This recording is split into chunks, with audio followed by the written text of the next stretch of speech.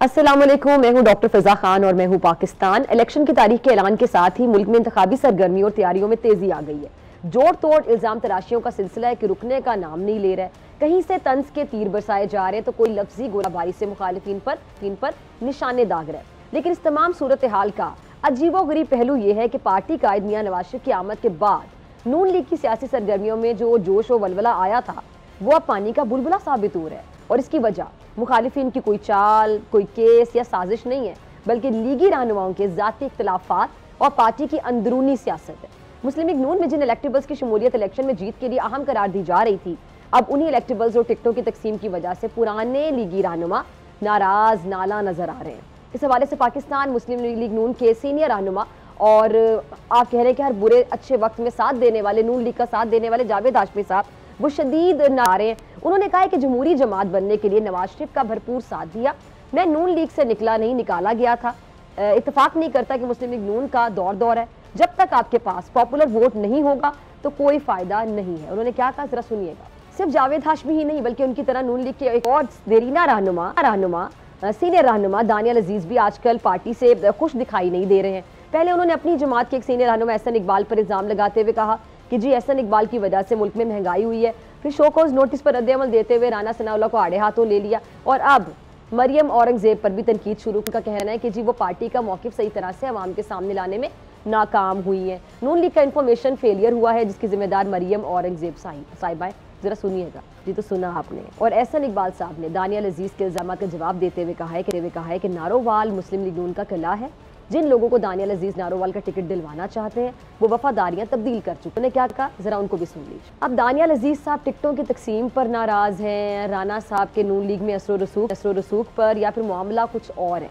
पाकिस्तान की सियासत मुस्तकबिल में क्या रुख लेने वाली है। फिर आज शहबाज शरीफ साहब और मौलाना फजलुर रहमान साहब के दरमियान भी मुलाकात। JUI की जानिब से पहले ये दावा किया जा चुका है कि वज़ीर आज़म चाहे कोई भी हो, सदर मौलाना फजलुर रहमान ही होंगे। इन तमाम मामला पे बात करने के लिए मेरे साथ मौजूद मेहमान मौजूद हैं। दानियाल अजीज साहब, बहुत शुक्रिया वक्त देने के लिए, ज्वाइन करने के लिए। दानियाल साहब, आज आपकी पार्टी के कायद नवाज शरीफ साहब ने सीनियर जो लीगी क़यादत है बाशमूल एहसन इकबाल साहब, मरियम औरंगजेब साहिबा और मौलाना फजलुर रहमान से मुलाकात की है। तो आप भी नून लीग के सीनियर रहनुमा हैं और आपके वालिद भी नून लीग से वाबस्ता थे। आपने बुरे वक्तों में नून लीग का साथ दिया और बहुत ज़्यादा साथ दिया है, लेकिन अब ऐसा लग रहा है कि शायद आपको कॉर्नर किया जा रहा है, दीवार से लगाया जा रहा है। बहुत से इस तरह के सवाल गर्दिश कर रहे हैं, क्या कहेंगे? नहीं जी, ऐसी कोई बात नहीं है। मैंने तो सिर्फ कुछ तजवीज़ें दी हैं कि हमारा जो कम्युनिकेशन का निज़ाम है, इंफॉर्मेशन का, और जो हमारा महंगाई के बारे में बयानिया है, इसको दुरुस्तगी की ज़रूरत है और इसकी कारकर्दगी बेहतर करनी चाहिए।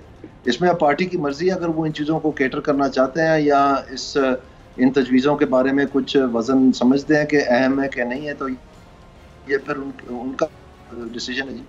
ठीक है। अच्छा, बहुत से सवाल इस तरह की गर्दिश कर रहे हैं कि शायद आप अपनी पार्टी से नाराज़ हैं, नाला हैं, या आपके जो गिले शिकवे वो किसी हद तक बजा भी होंगे, वो आप बेहतर बता सकते हैं। तो ये जो कहीं पर अगर धुआं उठता है तो दाने साहब, आग तो लगी होती है तो धुआं उठता है, आग के बगैर तो धुआं नहीं होता। आग बिल्कुल लगी हुई है जी, हर घर के पाकिस्तान में आग लगी हुई है, वो महंगाई की आग है। और मुझे अफसोस हो रहा है कि मीडिया उस तरफ आता नहीं है। कभी कुछ आता, उसकी बात हमें करनी चाहिए, वो असल में पाकिस्तान का प्रॉब्लम है। अच्छा दानिश साहब, गुज़िश्ता दिनों JUI की जानिब से ये दावा भी किया गया था कि वज़ीर आज़म कोई भी हो, सदर मौलाना फजलुर रहमान साहब ही होंगे। MQM से भी इत्तेहाद हो रहा है, तो आपकी जमात को इलेक्शन में लोग ये बात करें कि इतने सहारों की ज़रूरत क्यों पेश आ गई? क्योंकि अगर आप स्ट्रॉन्ग हैं, खुद को मजबूत कंसिडर करें, तो फिर सादा अक्सरियत से भी आप लोग आगे आ सकते हैं। देखें, किसी भी इलेक्शन में हर दफ़ा यही कोशिश होती है, हर गज़ यही कोशिश होती है हर हाल में कि ज़्यादा से ज़्यादा अपनी सपोर्ट बेस को वसी बनाया जाए। तो इसमें तो कोई हर्ज नहीं है, मेरे ख्याल में बड़ी अच्छी बात है। और पाकिस्तान के जो मुआशी हालात हैं, बार बार सब ने कहा है कि एक नेशनल यूनिटी की अगर शक्ल सामने ना आए तो इनसे निपटना बहुत मुश्किल है। तो वो तो पाकिस्तान मुस्लिम लीग नून उस पर गामजन है, वो अच्छी बात है।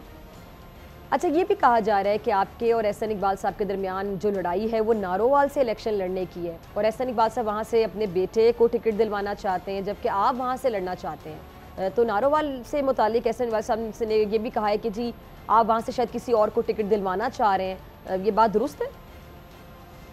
मैंने कभी किसी के बारे में टिकट की सिफारिश नहीं की थी। जो समझता ये बात वो साबित कर दे या कह दे ये बात इवन, तो मैं अपना है मेरे लिए, मैं हाजिर हूँ।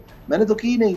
ये तो असल इशू से भागने की बात है ना। अब आप लोग मीडिया में, मुझे कितना अफसोस होता है कि एक वेबसाइट है प्लानिंग कमीशन की, उसके ऊपर जो ये मीटिंग्स करते रहे प्राइस कंट्रोल के हवाले से, वो सारी की सारी जो वहाँ पर मौजूद है, लेकिन आप लोग इतनी मेहनत नहीं कर, वहाँ से लेके बजाय मेरे से सवाल पूछें, आप उनसे पूछें ना, वो क्यों कह रहे हैं कि महंगाई के साथ ताल्लुक नहीं उनका।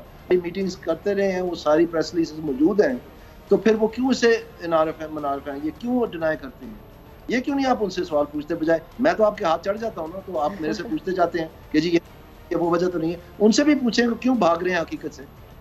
अच्छा चलिए, यही बात कि आपने गुज़िश्ता हुकूमत में जो महंगाई का भी जिम्मेदार है वो एहसन इकबाल साहब को करार दिया है, तो इसी अगर मंतक को देखते हुए मैं इसे कनेक्ट करूं कि आपको लगता है कि उनके पास क्योंकि प्राइस कंट्रोल की वजारत थी तो वही जिम्मेदार होंगे महंगाई के, फिर यकीनन जो गुज़िश्ता 16 माह की हुकूमत है उसमें जितने भी मसाइल हुए, तमाम जो बिगाड़ है, क्या उनकी जिम्मेदारी इस लिहाज से शहबाज शरीफ साहब को ठहराएंगे? सबसे बड़ा तुम्हारे जो सर्वे कर रहे हैं आजकल, वो जब अवाम का जो वोटिंग पब्लिक करते हैं तो उसमें 70, 74, 72, 76% बार बार मुख्तलिफ अदारों के जरिए सर्वे में वो कह रहे हैं कि हमारा नंबर 1 इशू महंगाई है। अब महंगाई के चेयरपर्सन ये तो मैंने इन्हीं को कहना है ना, कि मैं किसी रेडी वाले को जाके कहूँ कि भाई तुम गोलगप्पे महंगे क्यों बेच रहे हो। नेशनल लेवल पे तो यही थे, और मैं किसको कहूँ? ठीक है, क्योंकि हमारे यहाँ अमूमन ये होता नहीं है ना कि एक पार्टी का बंदा अपनी पार्टी के दूसरे बंदे के बारे में बात करे, खुलकर कमेंट करे, फिर आगे से नारोवाल वाली जो कहानी निकल के बाहर आ गई है। आप कह रहे हैं कि हालांकि कभी आपने किसी के लिए टिकट नहीं मांगा, इट मीन्स कि आपने तनकीद की और आपके मुताबिक वो बजा तनकीद थी, तो उसके जवाब में ये नारोवाल वाला जो एक शोर मचा हुआ है, ये वजह है। बिल्कुल ऐसा ही।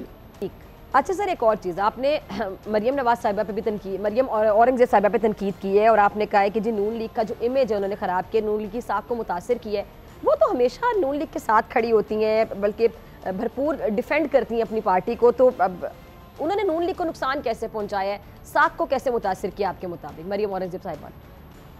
मैंने बिल्कुल ये नहीं कहा, मैंने कहा कि जो हमारी कम्युनिकेशन स्ट्रेटजी थी वो बिल्कुल नाकस थी, और हम अपने बयानिए के जरिए इमरान खान ने जो पाकिस्तान की वो हम आवाम तक आम फहम कर ही नहीं सके। वो बच्चे बच्चे की जुबान पे होनी चाहिए थी, महंगाई बाशमूल। और उसके बाद जब ये महंगाई का तूफान टूटा, इसमें भी हमारा कोई बयानिया नहीं था ना हम इस चीज का जवाब दे सके इफेक्टिवली। और मैं आने वाले दिनों में दूंगा जवाब, और आपको फर्क महसूस होगा, फिर आपको समझ ये था जिस वजह से मैं ये बार बार ये नुक्ता उठा रहा हूँ। सर, आप नुक्ता उठा रहे हैं, आप सोच समझ कर उठा रहे होंगे, किन्हीं तौर पर कोई वजह भी होगी और आपके मुताबिक वो वजह भी होगी, इसलिए तो हम आपका मौक़िफ़ ले रहे हैं। अच्छा, ख्वाजा साद रफ़ीक साहब ने ये फरमाया है कि जी दानियाल हमारे दोस्त हैं, लेकिन उन्हें इलाकाई सियासी इशू को टीवी पर नहीं लाना चाहिए था। यानी इतना खुलकर आप जो बात कर रहे हैं उस हवाले से उन्होंने कहा।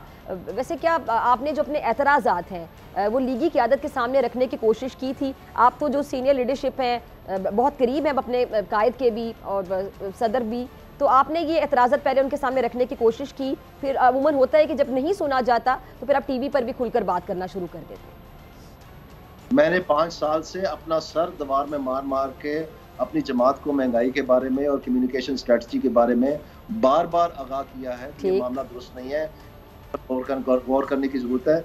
साद रफ़ीक साहब का चूंकि ये शोबा नहीं था तो शायद वो इससे वाकिफ नहीं है कि मैं कितना चीखता चलाता रहा हूँ, लेकिन ये है कि वो लोग जिनके साथ ये बातचीत होती रही है, और मैं अगर ये कुछ ऐसा हुआ, मौका मिला, तो मैं ज़रूर अपनी जमात को ये बताऊंगा, याद दहानी करवाऊंगा। दानिश साहब, अगर एहसन इकबाल नहीं तो उनकी जगह फिर आपको कोई ऑप्शन क्या नजर आती थी? आपको क्या लगता था कि उनसे बेहतर कौन संभाल सकता था? ये फैसला करना जी, मैंने तो नहीं करना, लेकिन जो भी बेहतर प्लान ला सकते हैं मैं समझता हूँ कि उनको मौका देना चाहिए। ठीक है, ठीक है। अच्छा, एहसन इकबाल साहब का जिक्र हो रहा है तो उन्होंने ये भी कहा है कि जो नारोवाल है वो नून लीग का गढ़ है, वहाँ से किसी लोटे को टिकट नहीं दे सकते। तो आपके ख्याल में उनका इशारा किसकी तरफ है कि अगर वो लोटों के इतने खिलाफ है तो फिर मुस्लिम लीग नून में शामिल होने वाले जितने लोटे हैं, मेरा मतलब है इलेक्टेबल्स हैं, उनके हवाले से फिर क्या कहेंगे? ये आप उनसे पूछे ना जी सवाल, उनसे तो कोई पूछता ही नहीं है। आप भी अच्छा, नहीं पूछते, कोई मीडिया नहीं पूछता। दानिश साहब, आपको इस बात का वैसे काफी ज्यादा गिला है कि उनसे कोई नहीं पूछता, एहसन इकबाल साहब से नहीं पूछा जाता। क्यों नहीं पूछते आप लोग? ये तो नहीं कि एहसन इकबाल साहब से डरते होंगे हम, क्यों नहीं पूछते होंगे, मुझे आपकी समझ नहीं आ रही। उनसे भी पूछेंगे। जी जी, आप लोग दूर कर 5 मिनट में नहीं कर सकते, ये आप खामखा आवाम को जो ना गुमराह कर रहे हैं। आप साफ साफ बात बताएं, आप इंडिपेंडेंट जज बने ना जी, मीडिया का तो ये काम है, आप इन्वेस्टिगेट करें। सर दानियल साहब, मैं सिर्फ सवाल उठा रही हूँ, वो सवाल जो हर जहन में गर्दिश कर रहे हैं, जी, और आपका मौकिफ ले रहे हैं, आप अपना मौकिफ दे रहे हैं जो एज इट इज टीवी पे जा रहा है। आप बोलते चले जाएं, फिर आप अपना इंडिपेंडेंट व्यू दें कि क्या national price monitoring and control committee के एहसन इकबाल साहब चेयरपर्सन थे या नहीं थे, किस दिन तैनात हुए, कितनी उन्होंने मीटिंग्स की, क्या उसमें इकदाम किए, ये बात करके उनको बीपर पे लेके तो पूछे ना जी कि आप कह रहे हैं आपका ताल्लुक कोई नहीं है, क्यों नहीं पूछते आप? अच्छा, आपकी फिर ये इतने फिर मंजूर नजर क्यों है फिर आपकी पार्टी के? अगर चलिए आपकी बात मान ली जाती, अगर इफ, तो फिर इतने मंजूर नजर पार्टी शायद अभी तक तो शायद समझ रहे हैं कि इनका ताल्लुक कोई नहीं था। ये तो आप लोग अपने हरकत में आएंगे तो पता चलेगा ना जी। अब हम लोग मतलब मीडिया वाले? जी बिल्कुल, आपका काम है, आप इंडिपेंडेंट जर्नलिस्ट हैं, आप ही ने तो आपके पास इतना बड़ा रिसर्च स्टाफ है, सब कुछ है, उनको लगाए ना, आधे घंटे में आपको पता चलेगा। एक वेबसाइट पे जाना कितना मुश्किल काम है, आप मेरे से पूछते चले जा रहे हैं, 6वां दिन जा रहे हैं। एहसन इकबाल साहब से आपकी कोई जाती रंजिश तो नहीं है, ये भी सवाल उठाया जा रहा है दानियल साहब। बिल्कुल कोई जाती रंजिश नहीं है, मेरे बड़े अच्छे उनके साथ मरासम रहे हैं और कुछ पर्सनल नहीं है, लेकिन जो परफॉर्मेंस डिसमल रही है, जो तबाह कर दिया पाकिस्तान की इंफॉर्मेशन और कम्युनिकेशन स्ट्रेटजी ना होने की वजह से नून लीग की साख को ठेस, मैं तो उसकी बात कर रहा हूँ, उसको बेहतर करने की बात कर रहा हूँ। अच्छा, उनको पता नहीं क्यों ये लग रहा है, वो ये फरमा रहे हैं, ये भी उन्होंने कहीं कहा है कि जी ये बिलावल की ज़बान बोल रहे हैं दानियाल अजीज़। बिलावल तो मुखालिफत करता है आपकी पार्टी की, और मुखालिफ पार्टी में वो अलग बात है, जब मुफाद एक होता है, अवामी मुफाद के लिए एक पेज पर आ जाती हैं पार्टीज, तो बिलावल आप में नजर आना शुरू हो गया एहसन इकबाल साहब को, बात यहाँ तक बढ़ गई। जब मैं महंगाई की असल वजूहात पे आऊंगा तो उस वक्त पीपल्स पार्टी को भी टच करूंगा नेचुरली। पीटीआई के बारे में तो मैं बखूबी बताऊंगा, लेकिन पीपल्स पार्टी के बारे में भी बताऊंगा, फिर आपको इस बात से भी ये भी उनकी झूठी साबित होगी। अच्छा, प्राइस कंट्रोल की तो आपने बात कर ली, अगर हम महंगाई की बात करें, मईशत की बात करें, तो जहन में वजारत खजाना भी आती है, तो वजीर खजाना की परफॉर्मेंस से आप मुतमईन थे? आप लोग अपना रिसर्च नहीं करते ना, यही रोना है। अगर आप मिनट्स पढ़ें और प्रेस रिलीजेस पढ़ें, इन मीटिंग्स में जो एहसन इकबाल साहब चेयर कर रहे थे, मिनिस्ट्री ऑफ फाइनेंस का नुमाइंदा मौजूद था, इनका काम था उनको डायरेक्शन देना। आपको समझ ही नहीं आती है क्योंकि आप लोग होमवर्क नहीं करते हैं। सर फिर तो पूरी नून लीग ने होमवर्क नहीं किया होगा जो हुकूमत में थी, इस तरह जिस तरह आप ये फरमा रहे हैं। नहीं, पूरी नून लीग चेयरपर्सन नेशनल, क्योंकि आपके अलावा बात कोई कर ही नहीं ना, फिर सबने होमवर्क नहीं किया होगा। नहीं, मुझे तो नहीं पता उन्होंने किया नहीं किया, मैं तो अपनी बात कर सकता हूँ।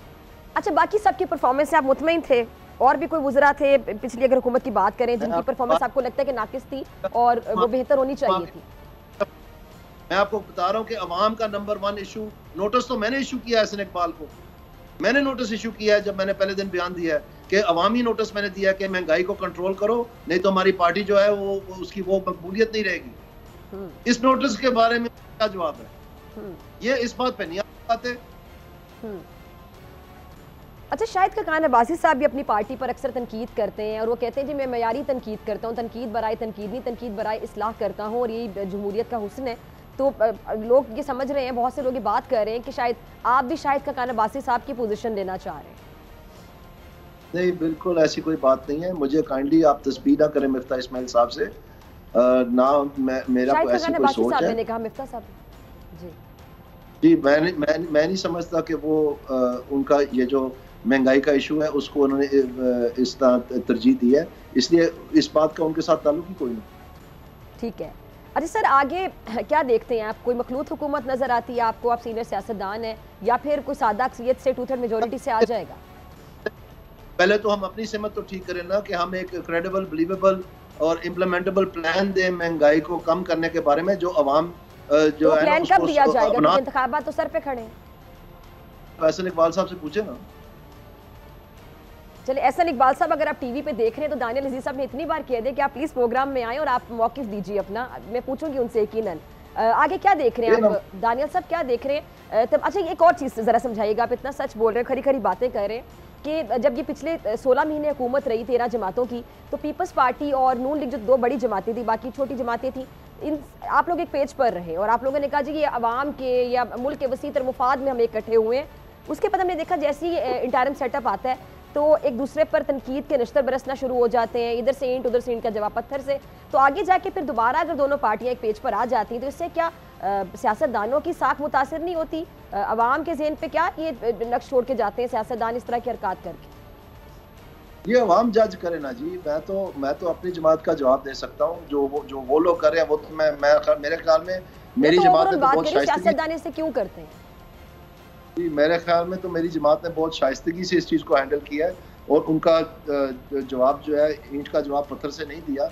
लेकिन अगर वो अपने मामला दुरुस्त नहीं कर सकते तो ये महंगाई का जो उन्होंने इल्ज़ाम लगाया इसके बारे में तो मैं ज़रूर बात करूँगा और अवाम को बताऊँगा कि अगर आप इनको महंगाई के हवाले से वोट देना चाह रहे हैं तो फिर आप पाकिस्तान मुस्लिम लीग नून को वोट दें। सबसे कम महंगाई पाकिस्तान मुस्लिम लीग नून की 3 अदवार में हुई है और पीपल्स पार्टी में सबसे ख़राब परफॉर्मेंस है महंगाई के बारे में, सिर्फ ये एहसन इकबाल साहब का पीरियड निकाल के।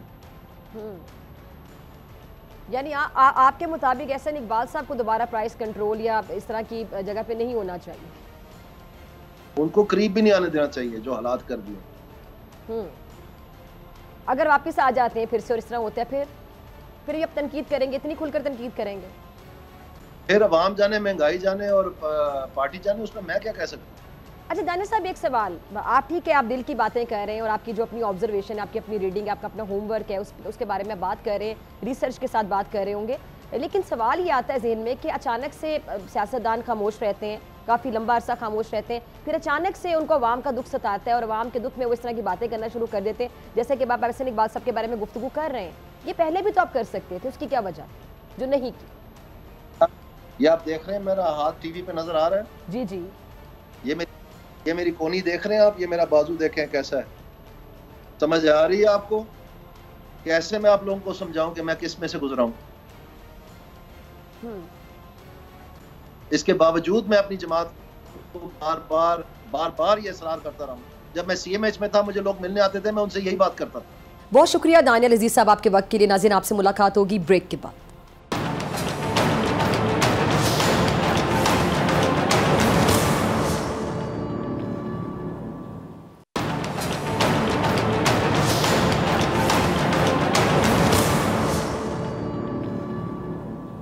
वेलकम बैक नाजरीन। अब कुछ बात हो जाए आज की होने वाली अहम सियासी मुलाकात की। लाहौर में मुस्लिम लीग नून के मरकजी सेक्रेटरीट में मियां नवाज शरीफ और जमीयत उलमा इस्लाम के सरबराह मौलाना फजलुर रहमान के दरमियान मुलाकात हुई है और इस मौके पर मुस्लिम लीग नून की चीफ ऑर्गेनाइजर और नायब सदर मरियम नवाज शरीफ साहिबा और दीगर जो रहनुमा है वो भी मौजूद थे। और एक जाने मुस्लिम लीग नून अपने साथ दूसरी सियासी जमातों को मिलाकर एक मजबूत सियासी इत्तेहाद बनाने की कोशिश कर रही है और दूसरी जाने पीपल्स पार्टी के चेयरमैन बिलावल भुट्टो जरदारी पूरे पाकिस्तान के दौरों पर हैं और जलसों से खिताब कर रहे हैं और मुस्लिम लीग नून उनके निशाने पर है। अब होने क्या जा रहा है, इस पे बात करने के लिए आज मेरे साथ प्रोग्राम में मौजूद है पीपल्स पार्टी के रहनुमा दोस्ता साहब, बहुत शुक्रिया ज्वाइन करने के लिए। और इस्लामाबाद स्टूडियोज में मेरे साथ मौजूद है JUI के सीनियर रहनुमा हाफिज़ हमदुल्ला साहब, आपका भी बहुत शुक्रिया वक्त देने के लिए, ज्वाइन करने के लिए।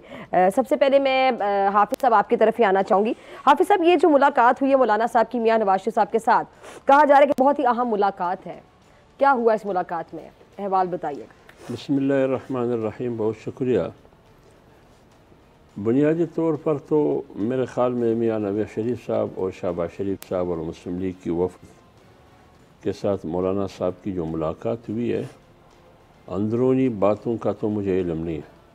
जो डायरेक्ट बराह रास्त मेरी किसी से बात हुई है या उन्होंने मुझे कहा, अलबत्ता मीडिया से जो कुछ मेरी मालूमात मैंने हासिल की है उससे यही पता चला है, मेरे इल्म में यही है कि सीट टू सीट एडजस्टमेंट पर बात हुई है। यानी आने वाला इलेक्शन में जो तमाम पार्टियां इलेक्शन में जाती हैं तो हर पार्टी की कोशिश ये है कि बिलखुसूस बड़ी पार्टियों की, बिलखुसूस पर वो पार्टियां जो PDM में इकट्ठे रहें। और मियां नवाज शरीफ साहब जब इधर इस्लामाबाद में मौलाना साहब के पास आए थे तो उसने ये इजहार भी किया था कि जिस तरह पहले हम इकट्ठे चले और चलते आ रहे हैं, आगे भी हमें इकट्ठे चलना चाहिए। ठीक है। तो उसी की तनाजुर में यह मुलाकात हुई तो यही इत्तेफाक से, इत्तेहाद से, इकट्ठे चलना, एक साथ चलना, यही एजेंडा था जो मेरे मीडिया से जो कुछ मालूमात हासिल की है। उसमें सर पहले सीट टू सीट एडजस्टमेंट है, ख्वाह वो बलूचिस्तान में हो, खैबर पख्तूनख्वा में हो, सिंध में हो, पंजाब में हो, जहाँ भी हो, तो उस पर मेरे ख़्याल में इत्तेफाक हो चुका है। ठीक है। जमीयत उलमा इस्लाम की तरफ से तो कोई कदगन नहीं है, क्योंकि जमीयत उलमा इस्लाम ने बाकायदा फ़ैसला किया है कि हम इत्तेहाद तो किसी पार्टी से नहीं कर सकते एज ए होल, अलबत्ता सीट टू सीट एडजस्टमेंट कर सकते हैं। अच्छा, आपने कहा कि इत्तेहाद की बात हुई, इत्तेफाक की बात हुई, लेकिन मुझे याद है जब पीडीएम इत्तेहाद बना था, मौलाना साहब इसके सरबराह, तो मौलाना साहब अक्सर नाराज़ होते थे कि पीएमएलएन और पीपल्स पार्टी जो दो बड़ी जमातें हैं, ये बहुत से डिसीजंस में मौलाना साहब को भी एतमाद में नहीं लेते थे। तो अगर अब भी ऐसा हो जी। नहीं, इस तरह नहीं।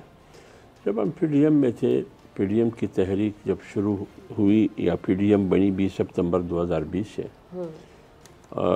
फिर बाद में 3-4-5 महीने के बाद एएनपी और पीपल्स पार्टी पीडीएम से निकल गई। ठीक। बाकी 8 जमातें पीडीएम में रही। ठीक है। उस प्लेटफार्म पर पीडीएम का कोई इख्तिलाफ नहीं रहा है। हाँ, पार्टी के अंदर कुछ ऐसी मुझे याद है कि मौलाना साहब बाकायदा नाराज हुए, बड़े नाला हुए कि उनको एतमाद में नहीं लिया गया। लंदन में जब मुलाकातें होती रही नवाज शरीफ साहब से, तो मौलाना साहब बड़े नाराज थे। वो बात आप किसी है, मेरे ख्याल से मेरे प्रोग्राम में भी आए, मुझे याद है बिल्कुल। वो ऐसी, वो सही है आपकी बात। कुछ चीज़ें ऐसी होती है, वो देखिए जब कोalition हुकूमत हो, मखलूत हुकूमत हो और 10-11 पार्टियाँ हों, तो उसमें इख्तिलाफ राय भी आ सकती है उनके दरमियान और गिले शिकवे भी हो सकती हैं। लेकिन वो इतने बड़े गिले शिकवे नहीं थे जिसकी वजह से पूरा इत्तेहाद को नुकसान हो। लेकिन आपने देखा आखिर तक वो पीडीएम का इत्तेहाद बरकरार रहा, लेकिन वो माजी का हिस्सा बन गया। अभी हमने आगे की तरफ जाना है। तो लिहाजा आज जो मुलाकात हुई मौलाना साहब और मियाँ साहब की, ये आगे के लिए मुलाकात थी, ये माजी पर बातें नहीं थी।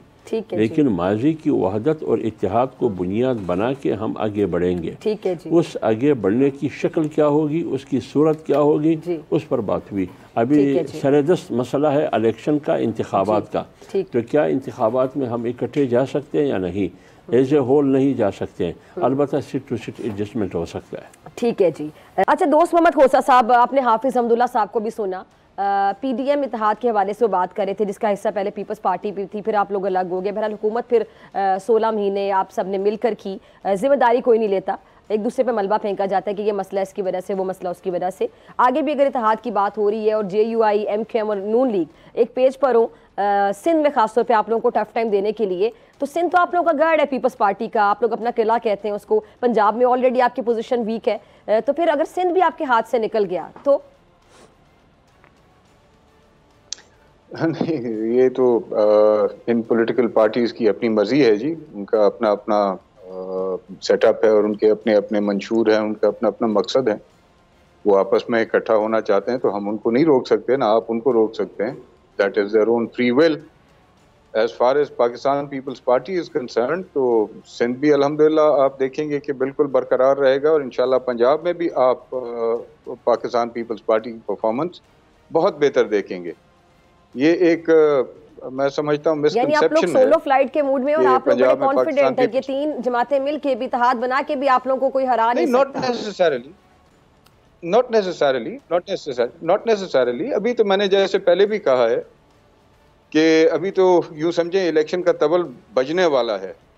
अभी तो हल्का बंदियों का प्रोसेस कंप्लीट हुआ है और अभी शेड्यूल आना है। शेड्यूल के बाद फिर बाकायदा जो एक कैंपेन का सिलसिला होता है वो शुरू हो जाएगा तमाम जमातों का और कैंडिडेट्स का भी। उनके कैंडिडेट्स का तो शुरू हो चुका है और बाय एंड लार्ज अगर पार्टी की बात करें तो वाहिद पार्टी है पाकिस्तान पीपल्स पार्टी जो इस वक्त पब्लिक के साथ रजू में है। बाकी सारे तो इस वक्त आपस में एक दूसरे से रजू में है। ये सिर्फ हमारी जमात है जो इस वक्त पब्लिक से रजू में है। तो जाहिर बात है जो ज़्यादा इम्पोर्टेंट है हमारे माहौल के लिए वो ये है to take the public into confidence. अगर इलेक्शन होना है, अगर फिर से सिलेक्शन होनी है तो फिर जो बाकी हो रहा है वो ठीक हो रहा होगा। आप पब्लिक के साथ तो रुजू में होंगे, जलसों की बात आप कर रहे हैं, लेकिन उन जलसों में आप पता नहीं किस किस से मुखातिब होते हैं और आप लेवल प्लेइंग फील्ड ना होने का गिला करते हैं। फिर आप ऑलरेडी किसी को सिलेक्टेड कह रहे हैं, इलेक्शन अभी हुए नहीं है, तो आपको नहीं लगता है बहुत बड़ा इल्जाम होता है किसी भी पार्टी पे? अगर आप पे कोई लगाएगा तो मैं उससे भी ये सवाल करूंगी कि आप लोग पहले से शफाफियत पे सवालिया निशान लगा रहे हैं कि आप कह रहे हैं जी फलां सिलेक्टेड होगा। सिलेक्टेड का लफ्ज किसी के लिए बोल देना, आप समझते हैं ना इस बात की सेंसिटिविटी को कि आप लोग कह क्या रहे होते हैं? जी, I very well understand the sensitivity of जो ये सिलेक्टेड की आप बात कर रहे हैं, लेकिन हम कोई अपनी तरफ से या पब्लिक अपनी तरफ से, आप हमें छोड़ दीजिए, आप बाय एंड लार्ज जाके पब्लिक की एक पल्स ले लें। इन जनरल पब्लिक की जाकर के पल्स ले लें और देख लें कि पब्लिक इस वक्त क्या अपने जहन में और दिलों में रखे बैठी है। दोस्त मोहम्मद खोसा साहब ने तो ये बात करी, पब्लिक ने तो इलेक्शन तो होने देना, जब वोट देंगे तो पता चल जाएगा। पहले से आप लोग इलेक्शन से पहले सिलेक्टेड कैसे कह सकते हैं किसी को, मुझे ये समझा दें। मैं वही आपको समझाने की कोशिश कर रहा हूं, अगर आप मुझे जरा मौका दे दें। आज से 6 साल पहले जिनके बारे में आज सिलेक्शन के हवाले से गुफ्तगू हो रही है, आज से 6 साल पहले ये क्या ठहरे थे? इनके खिलाफ कौन सा ऐसा इल्ज़ाम था जो इनके ऊपर नहीं लगाया गया था? और इदारों की तरफ से, पब्लिक की तरफ से नहीं, इदारों की तरफ से इनके ऊपर क्या क्या इल्ज़ामात नहीं लगाए गए थे? कौन सी ऐसी बददियानती का एक अंसर था जो इनसे हट गया हो या बच गया हो? आज आप देखें बिल तरतीब वही इदारे जो हैं अदालतों में पेश होकर कह रहे हैं जी हमने इनके खिलाफ कोई फर्दर इस मामले को जो है वो प्रोसीड नहीं करना। एंड कल तक जिनके पुलिस पीछे पड़ी हुई थी, आज पुलिस उनके आगे पीछे है। प्रोटोकॉल उनको इस तरह से दिया जा रहा है जिस तरह से कि उनके बारे में कुछ सोच लिया गया हो। हमें कोई एतराज़ नहीं है, let it be the way it is. जिस तरह से वो चलना चाह रहे हैं, जिस तरह से चलाना चाह रहे हैं, चलाते रहें। हमारा रजू है पब्लिक की तरफ, हमने पब्लिक से रजू करके उनके दिल जीतने हैं। हमें इनसे सरोकार नहीं है, ये करें पड़े जो इन्होंने करना है। हमें गर्ज इस चीज़ से है डॉक्टर साहिबा के फिर से एक तजर्बा ना हो जिस तजर्बे की वजह से पहले 5 साल पाकिस्तान ने भुगता है, अगले 5 साल भी पाकिस्तान भुगते। लेट द पीपल डिसाइड कि उनका लीडर कौन होगा, लेट द पीपल डिसाइड कि उनके नुमाइंदे कौन होंगे। नुमाइंदे इंपोज ना किए जाए, लीडर इंपोज ना किया जाए। That is all what we want. ठीक है, बिल्कुल अवाम ही डिसाइड करेगी। ठीक है हाफिज साहब, ये जो पहले से किसी को सिलेक्टेड बोल दिया जाता है, ये तो शफाफियत पे बहुत बड़ा सवालिया निशान लगा दिया जाता है। यानी अब जो आएगा, अगर वाकई जिनको ये सिलेक्टेड बोल रहे हैं उनको अवाम ने वोट दे दिया, अवाम ने चूज कर लिया, तो अवाम के ज़हनों में पहले से डाल दिया कि अगर वो जीतते हैं तो वो सिलेक्टेड होंगे। कोई भी जमात दूसरी जमात के साथ से करे तो सवाल है। मेरे ख्याल में इसका जवाब तो PMLN वाले दे सकते हैं, क्योंकि आप एक सीनियर सियासतदान हैं, एज ए पॉलिटिशियन कैसे देखते हैं? मैं अपना मौक़िफ़ दूंगा, जी। लेकिन जो सामने आ रहा है, जो तनकीद पीपल्स पार्टी कर रही है, तो PMLN पे कर रही है, मियां नवाज शरीफ साहब पे कर रहे हैं। बात यह है कि ये बात उसूली तौर पर होनी चाहिए कि इस मुल्क में सियासी अदम इस्तेहकाम भी है और माशी अदम इस्तेहकाम है। इस मुल्क में तकरीबन 6 साल से अफरा तफरी है और माशी हवाले से ये रियासत तबाही के दहाने पर है, अल्लाह ना करे। और ये आपके सामने सब कुछ, और सियासी अदम इस्तेहकाम में नफ़रत के अलावा और कुछ भी नहीं, गालम गलोच की सियासत राइज कर दी गई। एक पार्टी को 11 साल से ये मौका दिया गया कि आप जिसको भी गाली दे सकते हैं उनको गाली दे दें। 126 दिन धरना भी आप जितनी शिद्दत से दे सकते हैं उतनी शिद्दत से दें। हाँ, जितनी शिद्दत से गाली दे सकते हैं आप दे सकते हैं। किसकी क़यादत को माफ़ नहीं किया, न पीपल्स पार्टी की, न PMLN की, न जमीयत उलमा इस्लाम की, न पश्तून नेशनलिस्ट को, न बलोच नेशनलिस्ट को, किसी को भी माफ़ नहीं किया। अब सियासी मैदान में ये पार्टियां हैं, ये क्यों ये सियासी पार्टियों ने PDM की हुकूमत बनाई, उससे पहले PDM की तहरीक चली, इस वजह से कि 25 जुलाई 2018 का इलेक्शन ये इलेक्शन नहीं था, ये सिलेक्शन था। इसकी वजह से, इसी वजह से फिर पीपल्स पार्टी ने, PMLN ने, तमाम जमातों ने उस हुकूमत को सेलेक्टेड कहा और उस ज़माने के वज़ीर-ए-आज़म को भी सेलेक्टेड कहा, कठपुतली कहा। तो उससे सियासी अदम इस्तेहकाम भी पैदा हुआ और माशी अदम इस्तेहकाम भी पैदा हुआ। हर शोबे में, हर दायरे में नुकसान हुआ, बल्कि हर इदारे में नुकसान हुआ, बल्कि एक लड़ाई की समा पैदा हुई आपकी फ़ौज और आवाम के दरमियान, दूरी पैदा हो गई। लेकिन अगर एक बार फिर, जैसे दोस्त मोहम्मद खोसा साहब कहते हैं, एक बार फिर इलेक्शन में धांधली होती है, इलेक्शन में वही जारू पेर दिया जाता है जो 2018-25 को हुआ, फिर आप मुझे बताइए इसको साफ और शफाफ इलेक्शन कहा जा सकता है? इसको गैर जानिबदार इलेक्शन कहा जा सकता है? ये मैं उसूली बात करता हूँ। लिहाजा इस बात पर तमाम जमातों का इत्तिफाक है कि एक ही पेज पर है कि मुल्क में इलेक्शन साफ और शफाफ हो, गैर जानिबदाराना इलेक्शन हो, किसी की पसंद और नापसंद पे इलेक्शन ना हो कि ये मेरा है, ये मेरा नहीं है, इसको अक्सरियत देना है, इसको नहीं देना है। लिहाजा इस तरह नहीं होना चाहिए। अगर आप इस तरह करेंगे, ये उसूली बात है कि मुल्क में इस्तेहकाम नहीं आएगा। ठीक है, पहले से जाहिर बात है कोई नहीं बता सकता, अभी इलेक्शन ही नहीं हुए, वोट किसको मिलेगा, कौन, जाहिर बात है हर पार्टी दावा करेगी जलसे में कि जी आवाम तो हमारे साथ है, हमने तो बड़ा परफॉर्म किया, पीछे हमने पता नहीं क्या बना दिया, दूध शहद की नहरें बहा दी जहाँ जहाँ हमारी हुकूमत थी जिस सूबे में। आप भी एक दावा कर रहे हैं कि पीपल्स पार्टी हुकूमत में आई है, नून लीग है, सदर मौलाना फजलुर रहमान साहब भी होंगे, आपको क्या गारंटी है? देखिए, मैंने इस सेंस में बात की, वो मुझे कोई गारंटी नहीं है। मैंने कहा कि PDM में peoples party, PMLN, Jamiat Ulama इस्लाम, तकरीबन 10 पार्टियाँ थी जब PDM बनी। तो उन तमाम पार्टियों ने बिल इत्तिफाक बैक आवाज़ मौलाना फजलुर रहमान साहब को PDM के लिए सदर बनाया। ठीक है।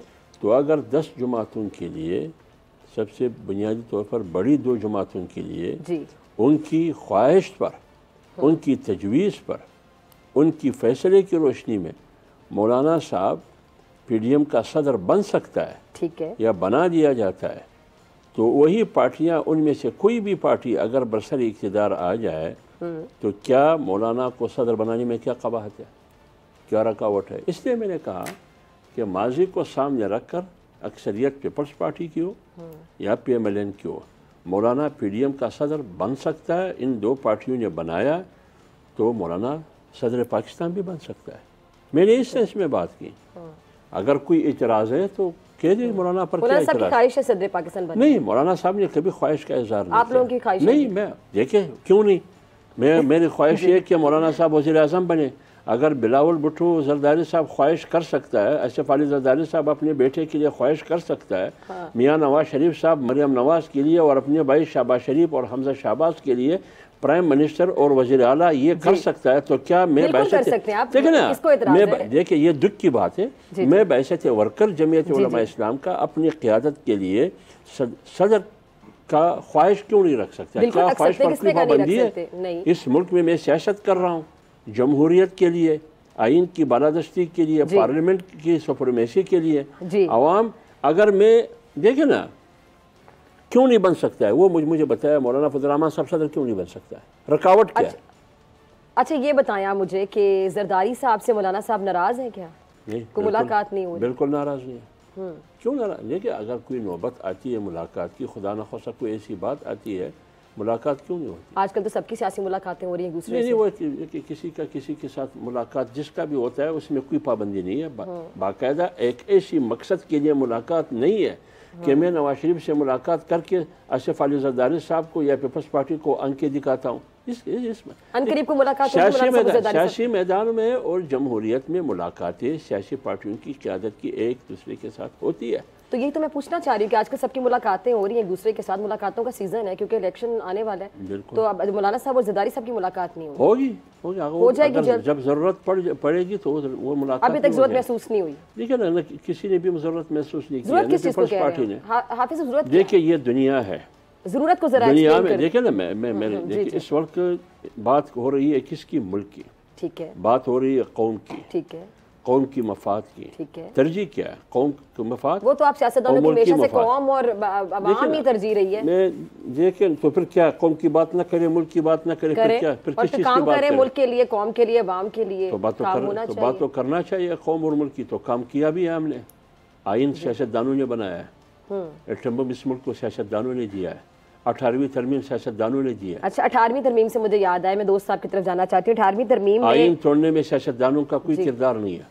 अच्छा, 18वीं तरमीम के हवाले से दोस्त साहब, 18वीं तरमीम के हवाले से MKM ऑलरेडी आपको पता है क्या मौक़िफ़ रखती है, इसमें तरमीम की ज़रूरत है और मुस्लिम लीग नून भी अब यही सोच रखती है। और 18वीं तरमीम पीपल्स पार्टी समझती है कि पीपल्स पार्टी की तरफ से मुल्क को एक बहुत बड़ा तोहफ़ा है। 18वीं तरमीम जरदारी साहब की तरफ से तोहफ़ा है। 18वीं तरमीम में अगर कोई तरमीम होती है तो आप लोगों की पार्टी कहाँ स्टैंड करेगी?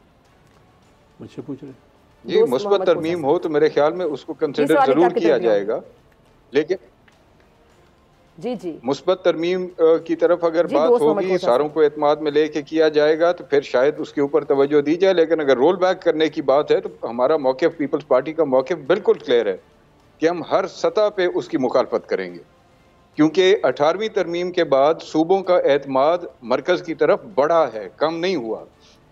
जो साबका सालों की महरूमियाँ थी या दिहाइयों की जो महरूमियाँ थी, उन महरूमियों में मैं ये तो नहीं कहूँगा कि यकसर तब्दीली आ गई, कमी ज़रूर महसूस हुई और कमी ज़रूर हुई है। 18वीं तरमीम के बाद थोड़ा सा कॉन्फिडेंस सूबों के अंदर बढ़ा था 18वीं तरमीम के बाद। अगर उसको रोल बैक करने की बात की जाएगी तो पीपल्स पार्टी उसकी मुखालफत करेगी। लेकिन अगर पाकिस्तान की बेहतरी के लिए सूबों की बेहतरी के लिए, सूबों को मजीद फेडरेशन के साथ जोड़ने के लिए कोई मुस्बत बात की जाएगी तो मेरे ख्याल में उसमें किसी पॉलिटिकल पार्टी को इस पर एतराज नहीं होना चाहिए। यानी 18वीं तरमीम पे फिर अगर कोई रद्द-बदल होता है तरमीम तो आपको कोई एतराज नहीं है? मैं अर्ज कर रहा हूँ no no no no no no, आप प्लीज मेरी बात का गलत मतलब बिल्कुल ना लीजिए। मुस्बत, जिससे सूबों को फायदा हो, जिससे मरकज को फायदा हो और जिससे फेडरेशन ज्यादा मजबूत हो, अवाम की जिसमें बेहतरी हो, उसमें किसी भी पॉलिटिकल पार्टी को एतराज नहीं होना चाहिए। लेकिन जो दरअसल पसे पर्दा जो बातें हो रही हैं वो 18वीं तरमीम को रोल बैक करके और फिर तमाम इख्तियारात जो हैं वो मरकजियत की तरफ धकेलने के बारे में जो मंसूबा बंदी की जा रही है, उसकी पीपल्स पार्टी डट के मुखालफत करेगी। अच्छा, इसमें मुझे आपका भी मौक़िफ़ चाहिए 18वीं तरमीम के हवाले से। देखिए, 18वीं तरमीम इन तमाम सियासी पार्टियों का एक मुश्तरका काविश का नतीजा है। 18वीं तरमीम में जिस तरह पीपल्स पार्टी का और PMLN की एक बहुत बड़ा हिस्सा है, किरदार है, क्योंकि बैसत ये बड़ी पार्टियाँ वो बड़ी पार्टियाँ हैं, लेकिन इसके साथ साथ जमीयत उलमा इस्लाम की और मुखालिफ सूबों से जो छोटी छोटी जमातें हैं, नेशनलिस्ट जमातें बशमूल MQM की, इन सब का इसमें किरदार शामिल है। ठीक है। लिहाजा 18वीं तरमीम इन तमाम पार्टियों की जद्दोजहद का नतीजा है।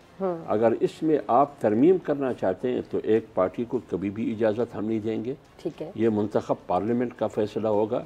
जब मुंतखब पार्लियामेंट वजूद में आएगी, उस पार्लियामेंट के नतीजे में, इंतखाब के नतीजे में अगर ज़रूरत महसूस की, ठीक है, पार्लियामेंट ने और 18वीं तरमीम में इस्लाह के लिए, उसको उड़ाने के लिए नहीं, अच्छा, उनकी इस्लाह के लिए, मुस्बत इस्लाह और खूबसूरत और बेहतर बनाने के लिए अगर हम 18वीं तरमीम की तरफ जाएंगे जी, फिर उसमें कोई एतराज़ नहीं है। लेकिन अगर आप 18वीं तरमीम को ख़त्म करना चाहते हैं, जमीयत उलमा इस्लाम किसी के साथ भी नहीं देंगी, बल्कि जमीयत उलमा इस्लाम मुखालिफ सफ में खड़े होकर 18वीं तरमीम की दिफा करेगी। जमीयत उलमा इस्लाम 18वीं तरमीम का दिफा करेगी।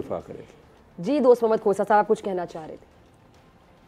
जी, मेरे ख्याल में हाफिज साहब ने बड़े वाशगाफ अल्फाज में अपनी भी और हमारी भी नुमाइंदगी कर दी है। चले फिर आप ज़रा थोड़ी सी इस हवाले से भी बात कर लें कि वो कह रहे हैं जी PDM के जब सदर हो सकते हैं मौलाना साहब, तो फिर पूरे मुल्क के सदर क्यों नहीं बन सकते मौलाना फजल रहमान साहब? देखें डॉक्टर साहबा, गुजारिश ये है हमें, मैं ज़ाती तौर पे मैं अपनी बात कर रहा हूँ कि जितनी कदर और इज़्ज़त मैं अपनी पार्टी की क़यादत की करता हूँ, यानी आसिफ अली ज़रदारी साहब की करता हूँ या बिलावल भुट्टो ज़रदारी साहब की करता हूँ, मैं अगर उतनी नहीं तो उसके बराबर मैं मौलाना फजल रहमान साहब की कदर और इज़्ज़त भी करता हूँ और मुझे कोई हर्ज नहीं है। देखें, इस मुल्क में सबसे पहले आपको स्टेबिलिटी चाहिए, पॉलिटिकल स्टेबिलिटी चाहिए, आपको इकोनॉमिक स्टेबिलिटी चाहिए। पॉलिटिकल स्टेबिलिटी होगी, आपकी इकोनॉमिक स्टेबिलिटी आएगी। अगर पॉलिटिकल स्टेबिलिटी नहीं होगी, किसी सूरत आपके मुल्क में इकोनॉमिक स्टेबिलिटी और एक बेहतर इकोनॉमिक फ्यूचर जो है आप अपने मुल्क को और लोगों को नहीं दे सकते। उसके लिए बहुत ज़रूरी है कि तमाम मेजर स्टेक होल्डर्स जो हैं, जितनी पाकिस्तान की बड़ी जमातें हैं, उनकी leadership should rise above themselves and think for the betterment of the country and the people.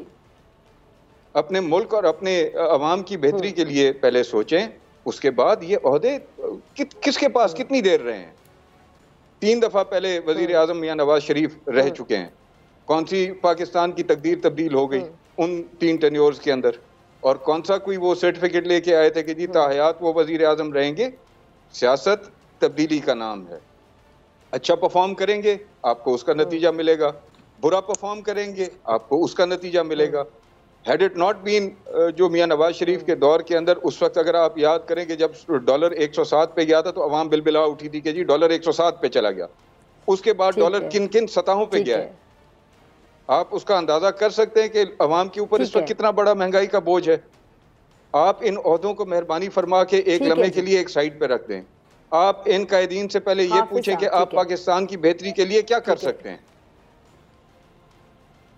ठीक है, जो सबका माजी में आपने नहीं किया। दोस्त मोहम्मद खोसा साहब, आप लोगों ने जैसा कभी हुकूमत की नहीं, आप ऐसे सवाल पूछ रहे हैं कि कोई नौमौलूद पार्टी और आपको पहली बार मौका मिलेगा और आप दूध शहर की नहरें बहा देंगे। आप कह रहे हैं इनसे पूछें, आप लोगों को भी तो इतनी बार मौका मिला। हाफिज साहब, ये जो बिलावल साहब ने तनकीद की कुछ दिन पहले, फिर उसके बाद वजाहत भी आई कि 70 साल बाबों की बजाय नौजवान क़यादत को आगे आना चाहिए। जी दोस्त साहब, जी प्लीज मुझे अगर इस बात का जवाब सब जल्दी से प्लीज, क्योंकि टाइम शहीद रानी की वो 2 दफा हुकूमत मिली, 2-2 साल की, 2.5 साल की, उस पॉलिटिकल एनवायरनमेंट के अंदर, जिस पॉलिटिकल एनवायरनमेंट का बिल आखिर उनको नतीजा भुगतना पड़ा। मियां नवाज शरीफ को इसी तरह से 2-2, 2.5 साल मरकज की हुकूमत मिली, लेकिन मुतवातिर पिछले 20-25 साल से वो पंजाब में अपना राज जमाए बैठे हैं, जिस तरह से हम पे थी ना। हाँ, लेकिन उस वक्त भी अगर आप याद करें कि अगर दीगर इदारों की तरफ से किस तरह से रुकावटें, देखें मैं बहुत सारी चीज़ें हैं जो कि शायद नेशनल मीडिया के ऊपर मैं बात न कर सकूं, मुनासिब नहीं है इस वक्त कि हम लोग उस तरह पे उस सतह पे जाके बात करें। लेकिन क्या यूसुफ रजा गिलानी की हुकूमत को क्या एक दिन हया से चलने का मौका दिया गया था? चले वज़ीर आज़म तब्दील हुए थे ना, गिलानी साहब की जगह राजा साहब आ गए थे, लेकिन आप लोगों ने मुद्दत पूरी की थी, टेन्योर मुकम्मल किया था। अच्छा, मैं आपकी सर टाइम की कमी है। हाफिज साहब, ये जो बिलावल साहब ने 70 साल बाबों को मुखातिब करके कहा था कि 70 साल बाबों की बजाय नौजवान क़यादत को आगे आना चाहिए, क्या कहना चाह रहे थे वो? कल को 70 साल बाबों के साथ बैठना पड़े, मखलूत हुकूमत तो वो बैठ जाएंगे फिर। मेरी बात सुनिए ना, बिलावल साहब ने जो 70 साल बाबों की बात की, जी जी, तो ठीक की आपके मुताबिक? नहीं, मैं जवाब दे रहा हूँ ना। सबसे पहले उन्होंने अपने वालिद को निशाना बनाया ना, यानी वो अपने वालिद से मुखातिब थे। मैं क्या 70 सालों की उम्र नहीं है, सबसे 70 से अबव नहीं है। अगर मियाँ नवाज शरीफ साहब की उम्र 70 से अबव है, मौलाना साहब की उम्र 70 से अबव है, तो फिर असफ अली जरदारी साहब की उम्र भी 70 से अबव है। तो फिर आप तो असफ अली जरदारी साहब को मुस्तस्ना नहीं कर सकते हैं। तो अगर वो कहते हैं कि 70 साल या 70 से अबव ये बाबे घर में बैठने चाहिए या फलाने में बैठने चाहिए, तो सबसे पहले इसकी तरजीह तो असफ अली जरदारी साहब ने खुद की। उन्होंने कहा कि बिलावल जो है वो अभी तक ज़ेर तरबियत है, अंडर ट्रेनिंग है। तो इसलिए मैं कहता हूँ, यानी मतलब ये उसका कि वो अभी तक बच्चा है, जो है उनको वो वज़ीर आज़म भी देखना चाहते हैं। ये तो एक अलग तो अवाम तरबियत करेगी, बन जाएंगे वो। ये तो अलग सवाल है ना। तो आप इसका मैं कहता हूँ ये तो अलग सवाल है। फिर असफ अली जरदारी साहब से या उनकी पार्टी की सेकंड लीडरशिप से ये सवाल बनता है कि उनसे ये सवाल फिर करें, फिर उनसे ये सवाल होना चाहिए कि फिर आपने उनको पार्टी चेयरमैन क्यों बनाया, बिलावल को वज़ीर ख़ारिजा क्यों बनाया, जब वो अंडर ट्रेनिंग और वज़ीर तरबियत है, और आने वाले इलेक्शन के बाद आप उनको वज़ीर आज़म भी बनाना चाहते हैं। तो फिर ये बहुत बड़ा सवाल है। अगर वो अंडर ट्रेनिंग है तो क्या जो बच्चा अंडर ट्रेनिंग वज़ीर तरबियत हो, इसका मतलब ये है कि पूरा क़यादत नहीं कर सकता, उसके काबिल नहीं है, तो फिर आप मुल्क कैसे हवाले करेंगे उसका? ये तो उस पीपल्स पार्टी की क़यादत से सवाल बनता है। ठीक है जी, हाफिज साहब बहुत शुक्रिया, खोसा साहब आपके भी वक्त का बहुत शुक्रिया। इसी के साथ मुझे दीजिए इजाज़त, आपसे मुलाकात होगी सेम टाइम सेम चैनल। अगर ज़िंदगी ने वफ़ा की, दुआ में याद रखिएगा, अपना बहुत ख्याल रखिएगा। अल्लाह के बाद।